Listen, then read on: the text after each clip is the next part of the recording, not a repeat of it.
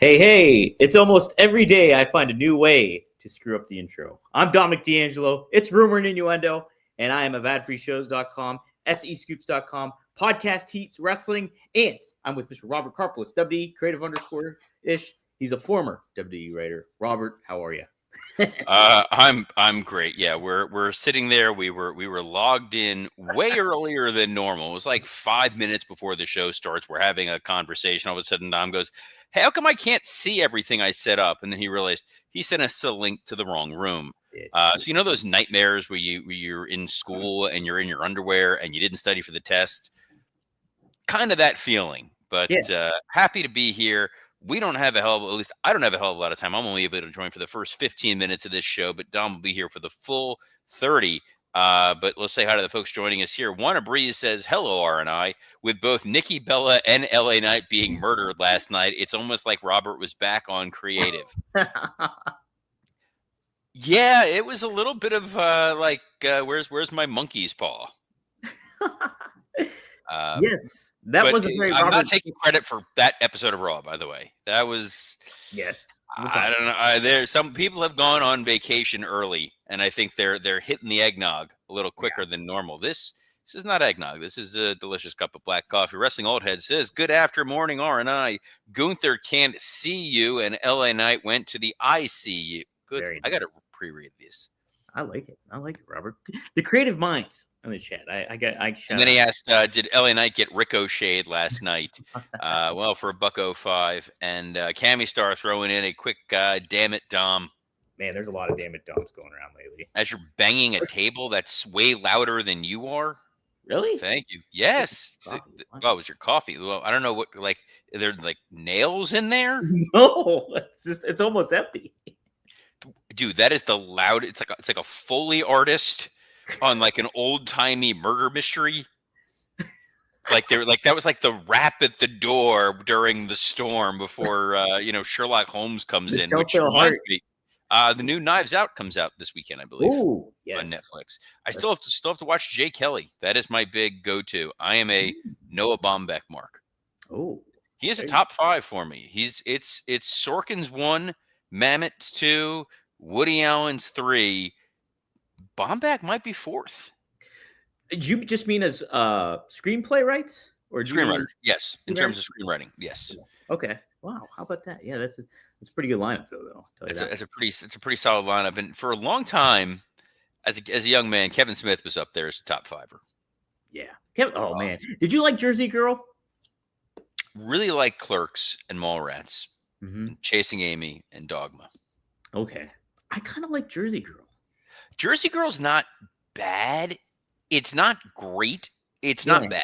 It's not as bad a malign. I think it got sucked into that whole J-Lo, Ben Affleck thing, which is so funny because I watched that Diddy documentary this weekend, the 4-parter on Netflix. It was one of those things. Everyone in the house, we got the flu shot and COVID shot thing, so everybody was like kind of sick, like it was that fake sick for a day. So we're like, all right, we got to watch like crap TV while we're home sick. So I watched the Diddy documentary. The most fascinating thing to come out of it was the notion that he manipulated TikTok and influencers to carry the water of his messaging more than anyone watching a CNN or CBS, which is very similar to what we talked about with the Paramount stuff. Yeah. Diddy did? Like he changed all the influence of that? Him and his team were leveraging that to try to get the messaging out there around free Diddy and what the narrative is, rather than relying on more traditional forms of media. Wow. Tried to be the cutting edge, but nobody gives a crap about Diddy. Cammy Star points out that Dogma is getting released on Blu-ray tomorrow. Oh. As someone who owns the DVD and the two disc edition, I'm excited that it'll be available. It was tied up for a long time because of legal rights issues. Again, we're back to legal rights being incredibly important. Wow. How about that? Yes, indeed. Well, let's talk about what happened on Raw. Damn it. Fine. We had Gunther kick things off and cut a promo. No sign of R-Truth, but I think the promo itself was pretty convincing, but kind of boilerplate at the same time. What were your thoughts, Robert? Super boilerplate. I felt like I was watching a video game. By the way, it was not bad. It was a totally fine. I'm the heel. I'm going to beat you. I'm going to crush the hustle, loyalty, and respect out of you. And then you're going to hit the showers. And with that accent, that sounds more menacing than it should. But it was completely fine. Nobody is not tuning in for John Cena's last match on Saturday. Mm-hmm. Yes. At the same time, nobody who watched that promo who was on the fence is now going, you know what? Now I got to watch this. Mm-hmm. Right. It didn't like really sway me either way. I kind of wish there would have been maybe a little bit more to add to the gravitas of it all and everything to that. But yeah, dude needs to bring back the suit. Yeah, I agree. I think there just needs to be a little bit. I wanted more. I did want more. We had Io Sky. She took on Kairi Sane and got the win. Were you okay with this for a match? It was fine. The match itself was okay. It was one of those, it felt like a foregone conclusion. And just like we knock our friends over at AEW, it's like, this is a great way to build up to a War Games match we already saw. But I get that we're trying to build that everybody's going after the tag titles. So let's all have them wrestle in singles matches, whether it was this or Lyra Valkyria and Roxanne Perez later on in the show. Yeah. I mean, fine match. I love like Io Sky and Kairi Sane. They're so talented. So that from that, the physical and visual perspective was great, I thought. But yeah, I mean, it's a good match, I thought. Next up, Robert, we had Logan Paul attacking Rey Mysterio. Let me say this. These backstage segments, they're fine, but it's also running the thing of like, hey, they're not acknowledging the cameraman, and there's a little of that disconnect. And again, I talk about like the Logan Paul coming in and being like, hey, did you see Rey Mysterio slap me last week? You guys haven't talked since then? It's just something that constantly bugs me, Robert. And I think I guess it's for so many years I'm just sort of used to the invisible cameraman, but I also think that what kind of works is the notion that Logan Paul is, as a YouTuber, someone who's always being filmed and there's always cameras around him. Sure. That, yeah, of course there'll just be people filming him at all times because they're just filming him at all times. Mm-hmm. Yeah. I just... like Bronson and Braun walk away and then he shares a private conversation with Paul in front of a camera. It just, I don't know. It just seems like a little bit of a disconnect for me. That notwithstanding, I do like the idea that they're at least acknowledging, Logan Paul is part of the vision, but he's very much like the weak link. Like he is the guy that we're sort of stuck with. I have no qualms with the story aspect of it all. I think that is pretty fascinating. Logan Paul feels a little bit like inferior to the rest of the group, and I like that. But so all Jake says, Dom, it's not real.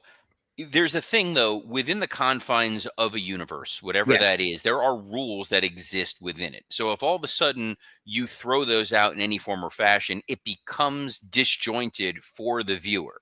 Cheers was a scripted television show. If all of a sudden one of the episodes, Norm peels off his skin and he's an alien, you'd be like, wait, what?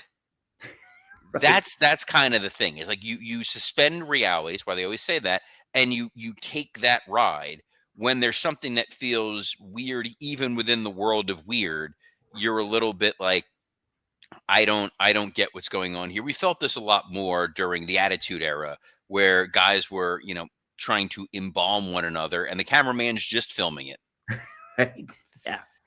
Well, we got Murder coming up, brought to you by Castrol GTX.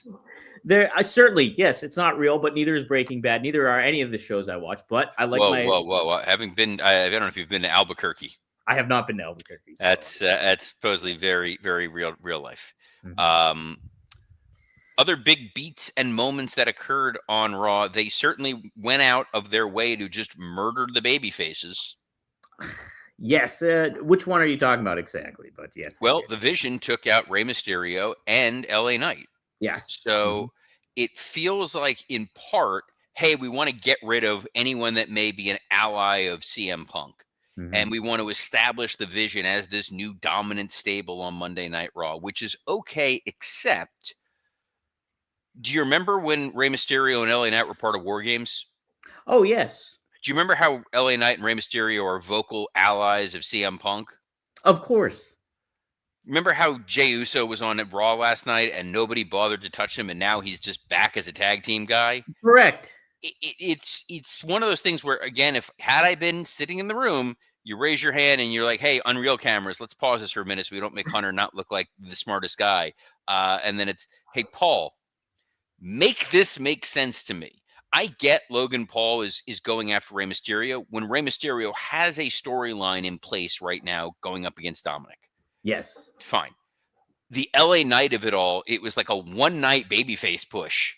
He saves Rey. He chases off the bad guys. He demands the match. He has the match. He loses the match. He gets attacked by the mystery attacker. Then they completely murder him to end Raw in the way that when it happened to our friend of the show, Ricochet was like dead and gone. Mm-hmm. This maybe felt like LA Knight's going away for a little bit. But by the way, if LA Knight's back on next week, huge miss on their part. Well, Robert, other big takeaways. Stephanie Kaur, and looks like going to be Raquel Rodriguez. Dude, like that. The way that they sent Nikki Bella out there to get murdered. I don't want to say that was a parting gift to John Cena, but Nikki Bella coming out there and then just opening the trap door and being like, "Nah, just kidding." Loved it. Such a fan. Just Raquel just flattening her, ending her day. Sold American style, to quote Alex Greenfield. But big time stuff. Big fan of that. At the end of Raw, it's clear that they feel, all right, we're getting to January 5th where it's going to be CM Punk and Braun Breaker. This week is clearly about the John Cena show. Next Monday, maybe it'll be a John Cena tribute show, and we'll get Rey Mysterio versus Logan Paul. Then maybe 2 weeks they feel is sufficient time for LA Knight to be healed up, and we get him versus Bronson Reed or a tag match or something like that to get us to the January 5th episode of Raw. I'm going to look at the calendar real quick for Mondays. So they're in a weird sort of position because there is no egregious holiday episode of Raw this year. So Monday, it's 15th, 22nd, 29th. None of those are Christmas, New Year's, where no one's necessarily going to be home. But at the same time, they are trying to wind down to the end of the year. And they know that people are, in theory, doing stuff with their families. We'll see where they ultimately find the value, but it's kind of, hey, January 5th is when we start up again. Like, let's go on winter break. There's no homework. Take the next 2 weeks off. Right. And this Raw definitely had that feeling to it. Very much it did. Real quick, Robert, what do you think of the tag team division? They jobbed out War Raiders after promoting them briefly in a video package. Then we just get pivoted right to Jay and Jimmy, who immediately take out the New Day. I like that the Usos are back in the tag division, but to your point, the storyline perspective is a little out of whack. Well, what was interesting was if you paid attention to Jimmy's promo, it was piling on and piling on and piling on. So I don't know necessarily how plugged in the Usos are, where the idea was like, hey, Jay was taking L after L after L after L, failed at being world champion, failed to regain the world title, failed to win at War Games. So now we're desperate and we're back to being a tag team. So we will see. At the same time, we will see who the mystery masked man is. He definitely seems spry enough to be Chris Jericho. But yeah, that's where we're at. And Dom will be with you for the remainder of today, and I'll be back tomorrow, as I am every Monday through Friday at noon Eastern on a plethora of platforms, including WWCreative_ISH X account, the @SE Scoops X account, the @Dominic D'Angelo X account, and on YouTube, Rumor and Innuendo Podcast Heat, an ad-free show. Show is not over. However, I didn't want to make Dom have to remember all that. It's why I'm here. So, Dom, I will wish you best of luck in your future endeavors. Thank you, Robert. Peace up. A-Town down. He probably was like, what the hell? All right. Yes. Any further thoughts on Raw that I had? Let me think here. No, just I'm critical of AEW. I can also be critical of Raw. Just don't really think this is a good Raw. Just don't. some aspects I like, but like again, I'm a big the fact that I like in the throughout the course of this year and a lot of 2024, I was really appreciative of WWE paying attention to detail and making connecting dots and having things make a little bit more sense and certain aspects like that. But it seems like some of that has been gone to the wayside, or maybe it's just become a bigger highlight for me, just because the product maybe doesn't feel as big as it did in the previous year. You think about what was going down over the course of last year's WrestleMania. Before then, Cena being a heel, and then just the potential Rock, what his involvement was, and then nothing happening from that. So I do think there's that kind of shift, on an unfortunate shift for WWE. But once that gets removed, you know, you give the I mean, you try to give the benefit of the doubt, but there's certain aspects too that's just like there's a lot of stuff that could be buttoned up with this product at the same time. Not saying that it's a bad show. I don't this particular episode was not that good in my opinion. And but I do think, you know, it does make a highlight of what WWE has to really try to focus on.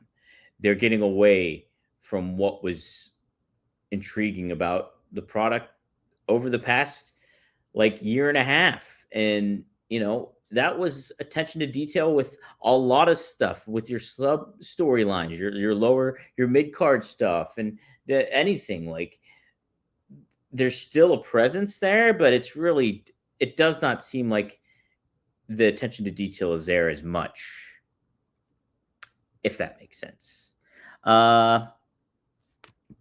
Monsters Night Oh, that's right. They had Monsters Inc. as the Monday Night Football collaboration last night. Let's see. Take a look at some of this stuff. Alt Jake says Jay turning heel before Christmas. I think I'm kind of for that. Yeah, I would. I do think I'm sick of the eating. I'm sick of.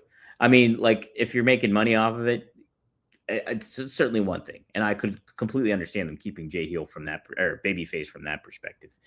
But maybe there's some money in Jimmy being a babyface. Not that I want to see Jimmy and Jay fight each other again, but maybe you can do something a little different with Jimmy at the same time and make it a little bit more refreshing. But I mean, then you just try to think about who are some of your top baby faces moving forward. You got CM Punk, you got Rey Mysterio, you got Roman Reigns, Cody. This is like from across the different realm, both brands. You need some other new faces. Maybe Ricky Saints comes into the fold here. Cody is facing Obafemi at Saturday night's main event. A good way to introduce Ricky Saints onto the main roster and get a new babyface in the mix. Kimmy Star's right. Time to misbehave for the sitter. I'm like the substitute teacher. That's what I am more so. It's just like, okay, nobody gives a crap. Let's see. Pooh. This Pouzier monster says WWE blows. You want to give any more further reasoning as to why you think that? I gave some of the reason why I don't think the product is at its ultimate best right now. I do think, like people have been, if you've seen online, I'm sure you have, the constant promotion of how modern wrestling sucks. And then like you see huge thumbnails with Stevie Richards and Dutch Mantel, all a part of the James Romero network. So it's like he does the same segments with these different personalities and makes basically the same thumbnail. It's pretty hilarious, and that just low-hanging fruit stuff. Look, am I a huge fan of how wrestling is portrayed today in the modern era? Not really. Even though I have taken my exceptions with the Jim Cornette realm because of Brian Last and all that stuff, I certainly subscribe to Cornette's philosophy more so than I do the modern wrestling take. So I do lean more towards, old school heel babyface classic storytelling. You don't have to do a whole lot of crazy moves to capture my interest kind of vibe. Like I want a good heel, a good babyface, good characters, and then something to fight for. That's what I want. Um, I do think so like there is that lot of negative notion to really embrace that modern wrestling stinks. And hey, guess what? Things change. It changed for people from the 70s to the 80s, changed for people from the 80s to the 90s, from the 90s to the 2000s, and now to the modern era. So it is not totally built for me. I understand that. It's built for a younger, more immediate audience with a less attention span. And we're all losing our attention spans because of this stuff right here and because of this stuff that you're watching right now, even me, 30 minutes. So I just don't think that's necessarily a huge part of, I just think that's an unfair thing to say is modern wrestling sucks. Now, like I said, not my cup of tea, but at the same time too, it is not supposed to be my whole cup of tea. There's something for somebody else. And, and like, yes, could it be done better? 100% could be 100%. But yeah, does it suck? No, you know what sucked? 2018 WWE sucked. 2019 WWE sucked. Like, there was a lot more worse times than what we're going through right now. So, I mean, for people to say, okay, like, Pussy Monster, oh my God. All right. You know what? I don't kick anybody out, but I'm kicking this guy out. See you later, buddy. Boom. God, he's not adding anything productive.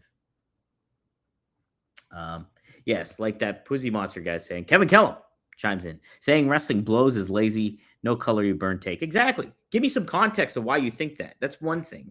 But if you're just going to say that stuff, you don't add into the conversation. I'm totally fine with you having your opinion and saying that wrestling sucks if you think so, but give me your reasons why.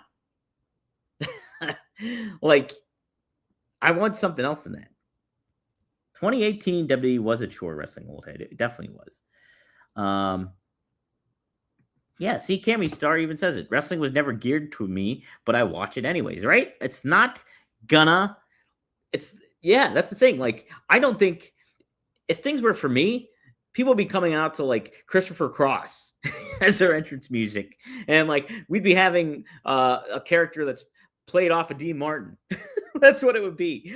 That would be my cup of tea. All right, but it's not for me totally.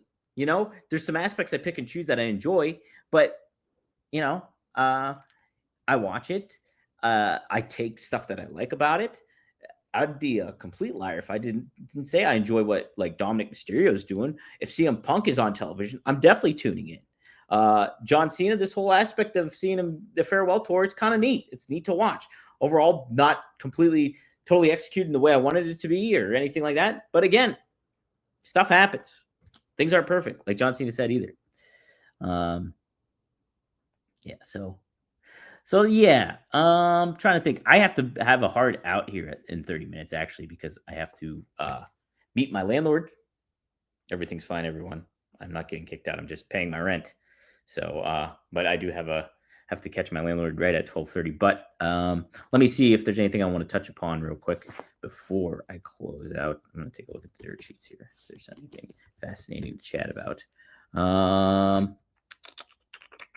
Seeing if there is anything. Not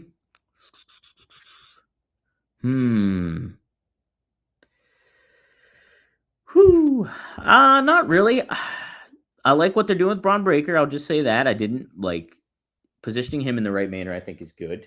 I think you will have some aspects where that comes in to a little. I think that will play off in the grand scheme of it all for Braun Breaker being a bigger star. So you're going to be in the right position for that. Devin Dowling, get a spare key while you're at it. I know. You're definitely right about that. Wannabe Breeze says wrestling across the board is always up and down. When it's good, it's good, and when it's bad, it can be good in a bad way. No matter what, wrestling is one constant form of entertainment I watch. Right? Think about it. Think about it. 6 years ago, what position was pro wrestling in? It was in a horrible spot. You just had WWE. You had TNA was fine. NWA I don't exactly remember when Power started taking off, but that was such a refreshing alternative to WWE, and I was really getting invested in that. But then at the same time, so we were in a horrible spot 6 years ago, really bad. I think the lowest point I've ever seen it as a wrestling fan, as a matter of fact. And so I've been a fan since 96, roughly. So, it's the lowest I've ever seen it. And so now you got two products at least. TNA is going to get into a bigger and better position. So things are looking pretty good right now. I think we're taking a little bit of things for granted, so to speak, like Pussy Monster was. So I thank you for your lack of input. Let's see. 2019 was Power. I still watch every Tuesday, 8 p.m. on Roku. Does it still hold up, Devin? It's missing so much, in my opinion.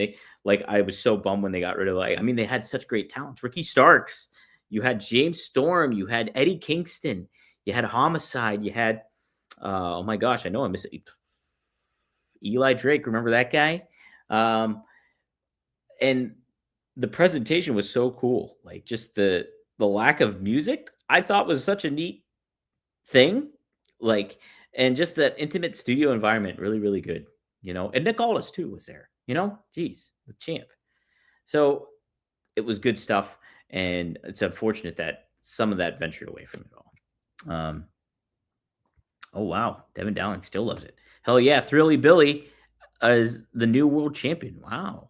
Okay, is he the hillbilly? Thrill Billy, yeah, he's the hillbilly guy. I wish I'd just put it on YouTube again. Is it on YouTube? Maybe I'll have to watch it again. Devin Dowling says, to be honest, not a bad show. I'm optimistic too to see how TNA positions themselves in the new year. What will be different.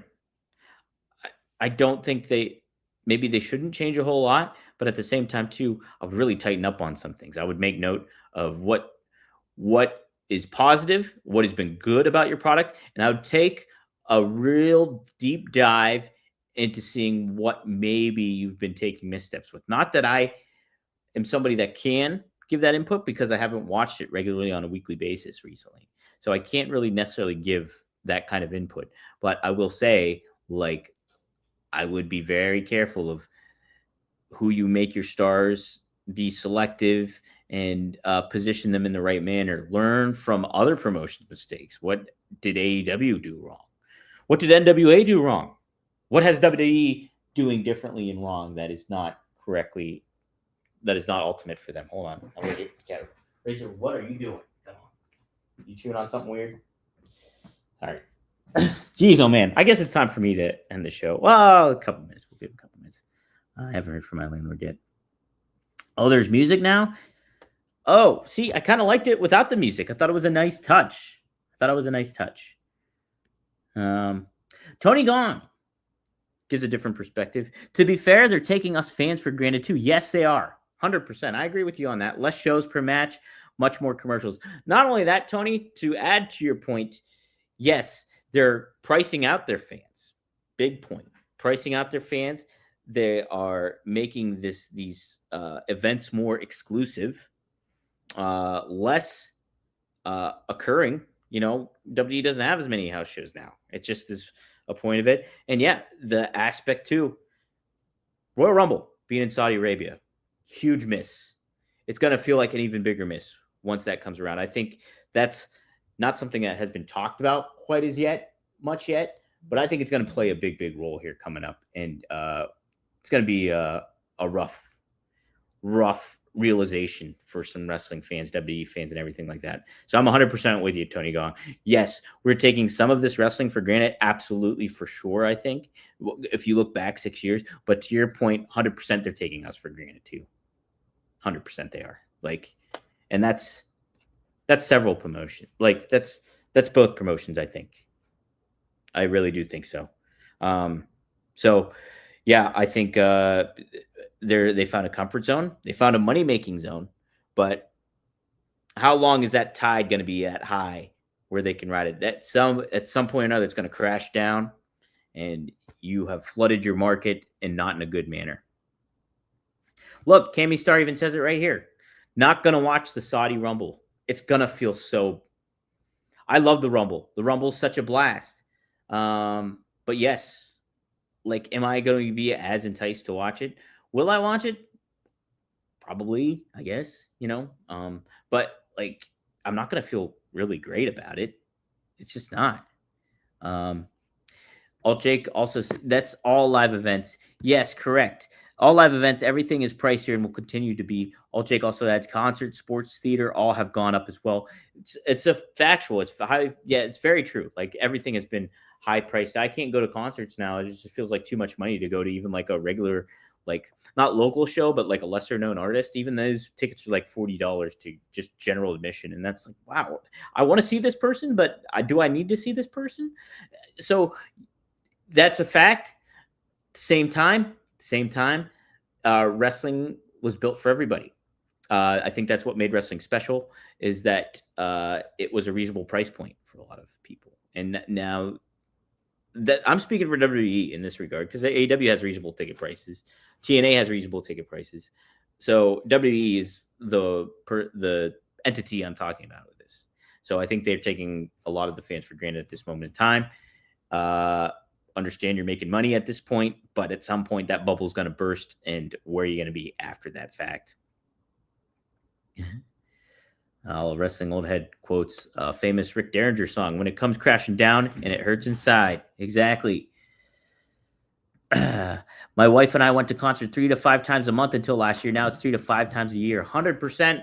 I went to a bunch of concerts that I think in 2024. I went to a lot of different concerts. Now, maybe I went to 2. Maybe. I don't even know. Herb Albert, I saw in May. He was great. 90 years old, playing the trumpet like crazy. Amazing. All right, I got to go. My landlord is probably going to be here at any moment in time, and I have to give him his rent money. So, like Robert said, we'll see you tomorrow here on Rumor and Innuendo. Thank you all for tuning in. Thank you, Kevin Kellum, for chiming in on the chat. Alt Jake, Cammy Star, Wrestling Old Head. Was Triple E not here today? Devin Dowling. So many good names in here. Jeff Hanger also in the chat, going by Wannabe Breeze because of the YouTube thing now. But thank you all for tuning in, and it'll be fun. We'll talk a little Dynamite tomorrow, and we'll be back. Same bat time, same bat channel. Peace up, A-Town down. Boom.